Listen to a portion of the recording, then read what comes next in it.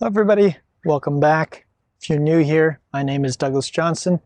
I am a certified yoga teacher, ordained minister, and Kirtan artist, among other things. And if you're interested in spirituality, manifestation, things of that nature, then you're in the right spot. Today I wanted to talk a little bit about embracing the darkness. Before I do that though, I do want to thank everyone who subscribes, likes, shares, and comments on the videos. That really does help me out. And I want to give a special thanks to all my patrons on Patreon, those who support me financially to continue doing this work. If you'd like to become a part of that community, or even just make a one-time donation, check out the links below. Okay, so embracing the darkness. This has been something that has been really useful concept for me as of late. Before I talk about embracing the darkness though, let's talk a little bit about managing an extreme situation. So if you are triggered, if you are in a really bad spot, if you are grieving, if you have a lot of emotion that you're dealing with, you may need to first manage that. And the way that we manage something in the short term is not how we resolve it in the long term. So these are kind of two different steps, if you will. The root of all addiction and addictive behavior, whether it's narcotics or alcohol or other things like pornography or exercise, even spiritual practices can be a form of addictive behavior. The root of that is trying to get away from the darkness, trying to escape a certain feeling or trying to run away from an experience. So we have various methods of doing this. One of my teachers calls this external resourcing. I often refer to it as self-medication. So it's a way that we try and deal with a situation, medicate. If we're feeling pain, we try and find something that will alleviate the pain. And again, that could be eating chocolate cake. It could be complaining to a friend. It can take many, many different forms. Again, it could be going to a yoga class even. So some forms of self-medicating, external resourcing is more harmful than others. And oftentimes the amount of harm that is caused is in proportion to the amount of pain that we're dealing with. So if I have some really serious trauma from maybe childhood, and I'm trying to escape that trauma, then I might find I need some really powerful medicine, if you will, to dull the pain. And so I find I end up with dealing with narcotics or something really, really powerful. If it's something maybe less intense, it doesn't mean it's less important. It doesn't mean it's less impactful, but perhaps the sensations are less intense. Then I might be dealing with something like maybe overeating or binge watching television on Netflix or even on YouTube, just wasting a lot of time because we're trying to distract ourselves. So I just want to say outright that at periods of time, this may actually be necessary.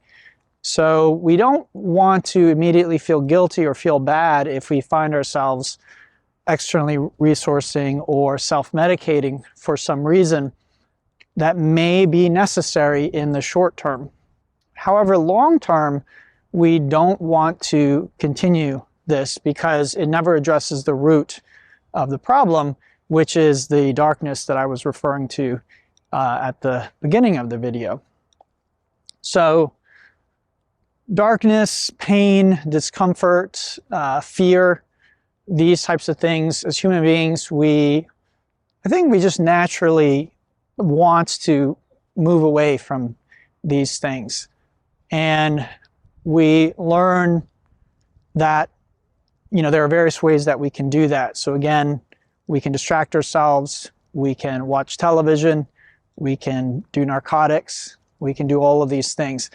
But ultimately, those things will not solve the problem, because from a spiritual perspective, the way we solve the problem is by actually embracing the darkness, embracing that which we are trying to run away from. In a sense, becoming one with it from that space of I am, from the space of where we are one with divinity. You could say that spirit doesn't really have a fear of the types of things that we as human beings have a fear of. So we may be terrified of a breakup or divorce, but you'll find that spirit really doesn't have a preference one way or another. For spirit, it's another experience. And you could say that all experiences for spirit are equal. And it's very much as though spirit were watching a film and you are that film. Your life is that film. So just as watching a film where everything works out for the main character throughout the entire film, that would be a very boring film, wouldn't it? There would be no drama, there would be no tension and release. It would be quite unremarkable. Just like that, that's how we are in our lives. If spirit is, you could say, enjoying the ride of your life. So if you are experiencing a period of abundance, a period where you are winning, you're powerful, spirit enjoys that. But also a period where you're struggling, where you're having to grow and learn, spirit also enjoys this as well, equally, you could say. So this is where, from a spiritual perspective, embracing the darkness comes in, because the ego is wanting to just win, basically, and it wants things to go its way all the time. But spirit, again, doesn't have that same proclivity. And when we lean into the darkness, when we become one with it, ultimately we merge with it, fuse with it, and you could say it dissolves. It no longer is something separate from us. In the Zen tradition, it's said that Zen is constantly pointing to the state before there's a separation of, say, spiritual and not spiritual, or good and bad, or right and wrong, or light and dark. So that state of being where that differentiation has not been made yet is a very powerful state of being, and one where the tensions, where the things that we're running away from can be resolved. So the way this might look, the way it looks for me currently, is if I'm feeling a strong contraction in my body, not necessarily an emotion, but a contraction, an unpleasant contraction, I will try and find a time when I can lay down and just be with that sensation without judgment, without trying to push it away, without trying to change it, without necessarily trying to figure out where it came from or how to get rid of it, but just really embracing that darkness, being with it. And what I find is at a certain point that will release or change.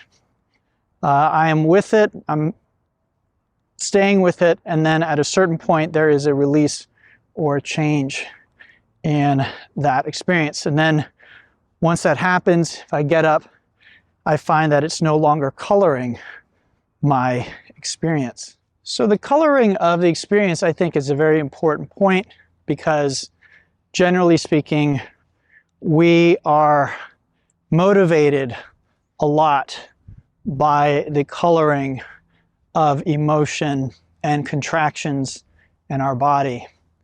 So It might be a beautiful day out.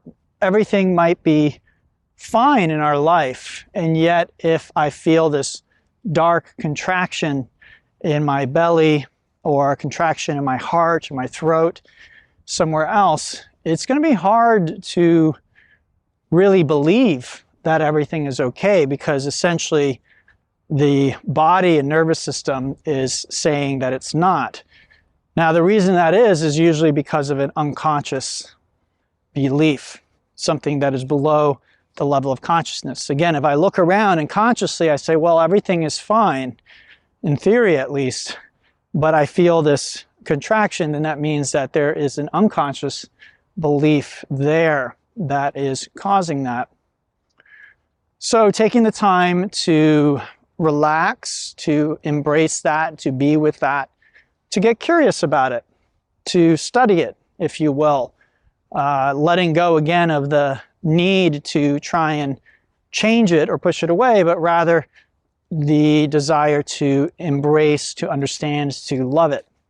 And something that is a powerful way to do this, taken from Kilby inquiries, is the welcome phrase, which is very quickly, very briefly, it is, thank you for arising, the sensation, we're speaking to it.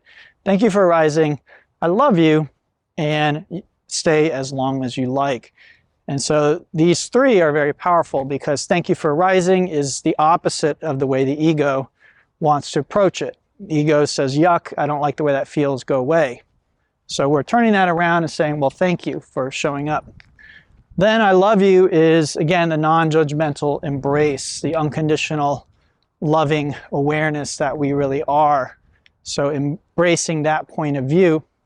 And then stay as long as you like is very important, because again, the ego lives in time, past and future, which don't really exist. Really, the only thing that exists is the eternal now. And we create past and future right now with our beliefs, with our thoughts, and the like. All right, everyone. So I hope that this talk is helpful for you. If you have any questions, reach out to me. If you'd like some one-on-one guidance with this, we can do a private session and I can guide you through the process. Once again, thank you for liking, subscribing, sharing, and perhaps even donating. And until next time, namaste, and have a beautiful, beautiful day.